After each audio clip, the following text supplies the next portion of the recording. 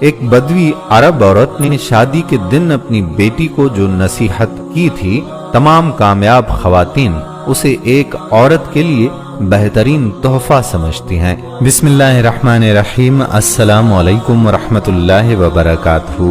گھر اور عزت بنانے میں بہت سا وقت لگتا ہے، لیکن کچھ غلطیوں کی وجہ سے ہم اپنا گھر اور عزت سب داؤ پر لگا دیتی ہیں۔ لیکن ہماری کچھ بہنیں صرف اپنی انا، اپنی ضد اور اپنی ہر بات منوانے کی وجہ سے اپنی قدر کھو دیتی ہیں۔ آپ یقین کریں کہ گھر کو پرسکون اور جنت بنانا یا گھر کو بے سکون اور جہنم بنانا ہمارے اختیار میں ہوتا ہے، ہم گھر کی عورتوں کے اختیار میں ہوتا ہے۔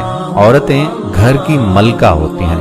گھر کو پرسکون اور جنت بنانے کے لیے عورتوں کو اپنی انا اور ضد کو دفن کرنا ہوگا۔ ایک دوسرے کے ساتھ تعاون اور حقوق احترام و عزت بہت ضروری ہے، ورنہ تو ضد اور انا سب کچھ ختم کر دیتی ہے۔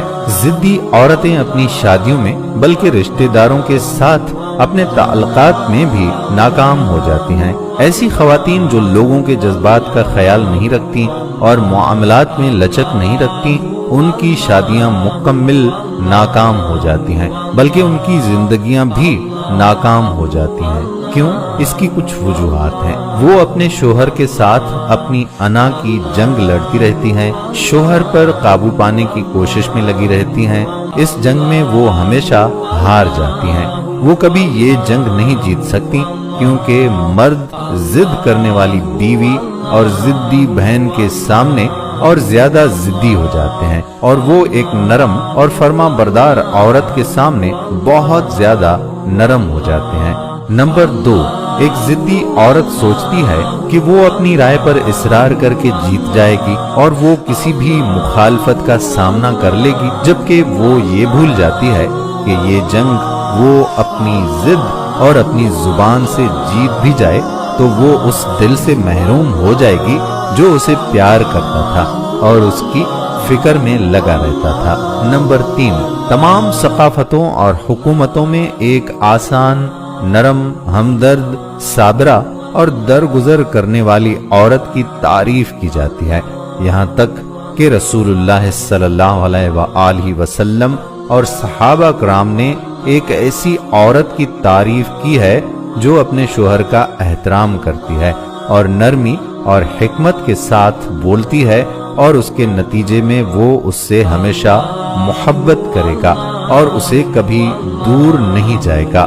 نمبر 4، وہ عورت جو اپنے شوہر کی بات مان لیتی ہے اور طوفان کے گزرنے تک صبر کر لیتی ہے، وہ عقل مند عورت ہے، اپنے کنبے کو بکھرنے سے بچا لیتی ہے، اور وہ عورت جو خشک چھڑی کی طرح بے لچک کھڑی ہوتی ہے وہ ٹوٹ جاتی ہے، جس کا دوبارہ جڑنا ممکن نہیں ہوتا۔ اس کی نصیحت تھی کہ تم اس کی لونڈی بن جاؤ اور یقیناً بہت جلد وہ تمہارا غلام بن جائے گا۔ مرد مہربان، فیاض، ہمدرد ہوتے ہیں، لیکن ایک ضدی بے وقوف عورت انہیں دشمن بنا دیتی ہے۔ ازدواجی مشاورت کے لمبے تجربات میں میں نے دیکھا ہے کہ ضدی خواتین کی زندگی ہمیشہ طلاق سے دوچار ہوتی ہے اور ان کی خاندانی اور معاشرتی زندگی ہمیشہ تلخیوں سے بھری رہتی ہے۔ ایک بدوی عرب عورت نے شادی کے دن اپنی بیٹی کو جو نصیحت کی تھی، تمام کامیاب خواتین اسے ایک عورت کے لیے بہترین تحفہ سمجھتی ہیں۔ اس کی نصیحت تھی کہ تم اس کی لونڈی بن جاؤ اور یقیناً بہت جلد وہ تمہارا غلام بن جائے گا۔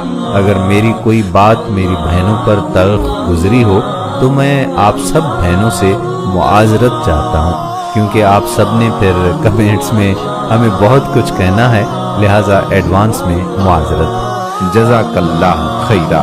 السلام علیکم ورحمۃ اللہ وبرکاتہ۔